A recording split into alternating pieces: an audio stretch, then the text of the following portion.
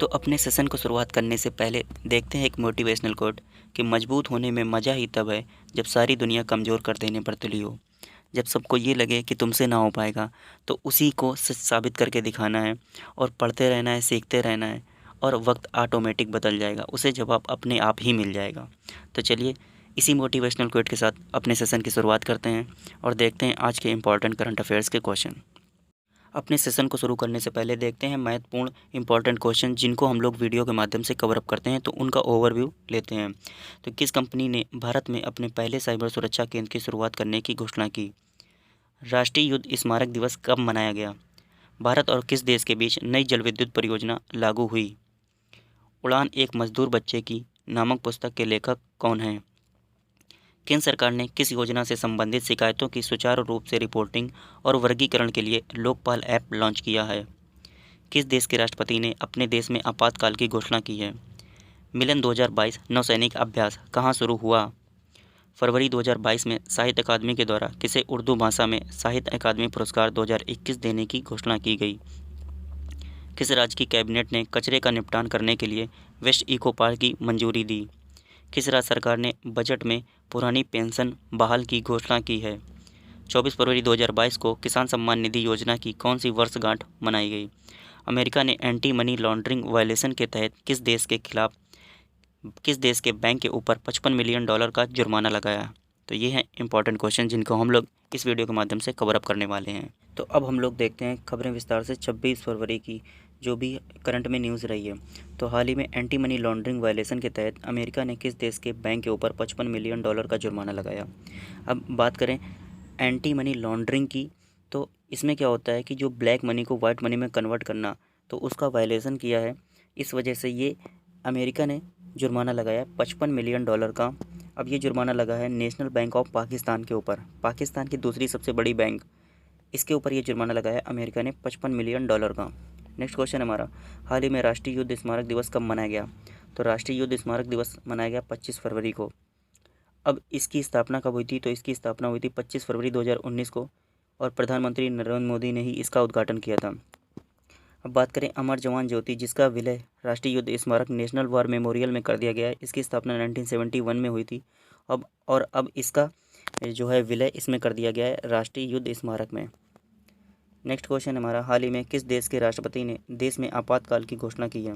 तो लिथुआनिया के राष्ट्रपति गितानस नौसेदा ने अपने देश में आपातकाल की घोषणा कर दी है, क्योंकि लिथुआनिया की जो बाउंड्री लाइन है ये रूस की बाउंड्री लाइन से टच करती है और लिथुआनिया को डर है क्योंकि यह नाटो का सदस्य देश भी है। इस वजह से इसे यह डर है कि कहीं रूस सोवियत संघ बनाने के मूड में, ऐसा तो नहीं है कि पूरा कवर अप करने के चक्कर में पूरा रूस सोवियत संघ बनाने के वजह से ये उस पर भी आक्रमण कर दे, इस वजह से वहाँ पर आपातकाल की घोषणा कर दी है।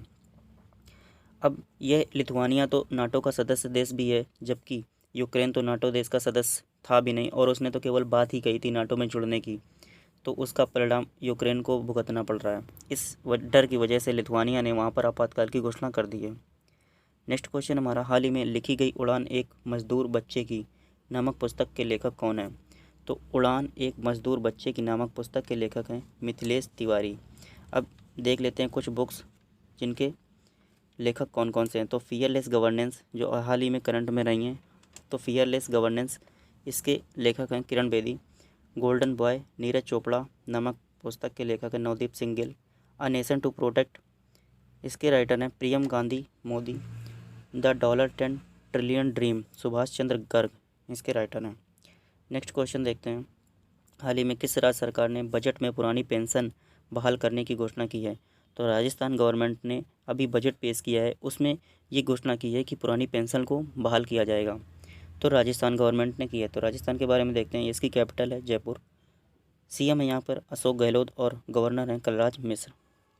नेक्स्ट क्वेश्चन है, हाल ही में फरवरी 2022 में साहित्य अकादमी के द्वारा किसे उर्दू भाषा में साहित्य अकादमी पुरस्कार 2021 देने की घोषणा की गई? तो साहित्य अकादमी पुरस्कार 2021 देने की घोषणा की गई है चंद्रभान ख्याल को। अब साहित्य के बारे में देख लेते हैं कि भारत में साहित्य का पहला नोबेल पुरस्कार किसे दिया गया?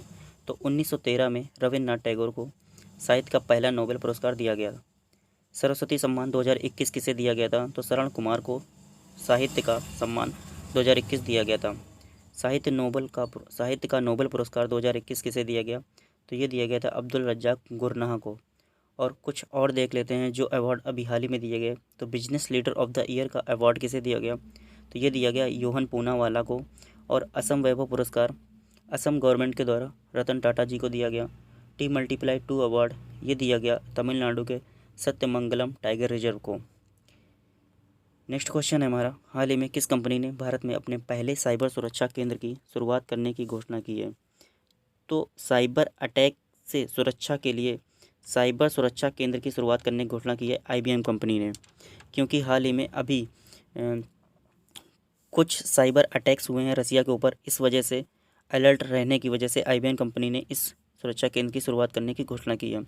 अब बात करें IBM की, तो इसकी स्थापना हुई थी 1911 में 1911 में, और इसका हेडक्वार्टर है न्यूयॉर्क में, और इसके CEO हैं अरविंद कृष्णा। नेक्स्ट बात करें क्वेश्चन की, हाल ही में किसान सम्मान निधि योजना की तीसरी वर्षगांठ कब मनाई गई? तो किसान सम्मान निधि योजना की तीसरी वर्षगांठ मनाई गई ये 24 फरवरी को। अब बात करें ये किसान सम्मान निधि योजना की, तो इसकी शुरुआत जो हुई थी तो 24 फरवरी 2019 में इसकी शुरुआत हुई थी। और इसकी शुरुआत उत्तर प्रदेश के गोरखपुर से इसको शुरुआत की गई थी प्रधानमंत्री किसान सम्मान निधि योजना की।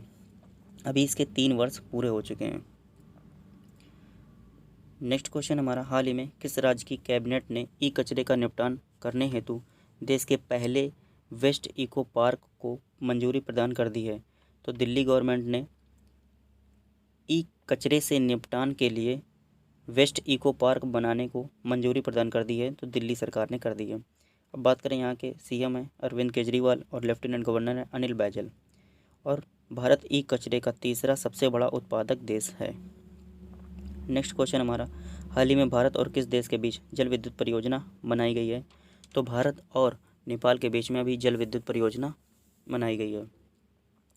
नेक्स्ट क्वेश्चन हमारा, हाल ही में केंद्र सरकार ने किस योजना से संबंधित शिकायतों को सुचारू रूप से रिपोर्टिंग और वर्गीकरण के लिए लोकपाल ऐप लॉन्च किया है? तो ये देखते हैं मनरेगा, जो मनरेगा हमारी स्कीम है, इसकी शिकायतों के लिए और सुचारू रूप से रिपोर्टिंग करने के लिए एक ऐप लॉन्च किया गया है। वो ऐप है लोकपाल ऐप, यानी ऑम्बड्सपर्सन ऐप लॉन्च किया गया है। अब बात करें मनरेगा की, तो राष्ट्रीय ग्रामीण रोजगार गारंटी अधिनियम ये 2005 का है। इसे 2 फरवरी 2006 से स्टार्ट किया गया था। अब बात करें ये मनरेगा जो है किस मंत्रालय के अंतर्गत आता है? तो ये केंद्रीय ग्रामीण विकास और पंचायती राज मंत्रालय के अंतर्गत आता है। इसके मंत्री कौन है? तो इसके मंत्री हैं गिरिराज सिंह। इसके साथ ही जो ये ऐप लॉन्च किया गया है लोकपाल ऐप, इसके अलावा अन्य ऐप जो अभी हाल ही में लेटेस्ट लॉन्च किए गए उनको देख लेते हैं। तो अपना कांगड़ा ऐप ये हिमाचल प्रदेश गवर्नमेंट के द्वारा लॉन्च किया गया। किसान ऐप IIT रुड़की के द्वारा लॉन्च किया गया। और क्विट टोबैको ऐप WHO के द्वारा लॉन्च किया गया।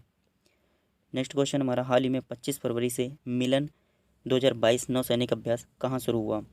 तो ये मिलन नौसैनिक अभ्यास विशाखापट्टनम आंध्र प्रदेश की विशाखापट्टनम में इसकी शुरुआत हुई। अभी कल हम लोगों ने पढ़ा था कि आंध्र प्रदेश के विशाखापट्टनम में निकर्षण सदन नामक ड्रेजिंग संग्रहालय का उद्घाटन सर्बानंद सोनोवाल ने किया था। अब जो ये मिलन 2022 नौसैनिक अभ्यास है, इसमें 15 देशों के 50 जहाज भाग लेंगे और इसमें USA यानी अमेरिका पहली बार शामिल होगा। और मिलन 2022 ये जो नौसैनिक अभ्यास है इसकी शुरुआत 1995 से हुई थी। इसके अलावा अन्य देख लेते हैं, एक ये छठा ईस्टर्न ब्रिज 2022 का आयोजन कहाँ पर हुआ था? तो ये अभी लेटेस्ट का क्वेश्चन है। तो इसका आयोजन हुआ था जोधपुर में, और भारत और ओमान के बीच में इसका आयोजन हुआ था छठा ईस्टर्न ब्रिज 2022। तो ये थे हमारे करंट अफेयर्स के इंपॉर्टेंट क्वेश्चन। अगर वीडियो पसंद आए तो प्लीज़ लाइक कर दें, चैनल को सब्सक्राइब कर लें। Thank you.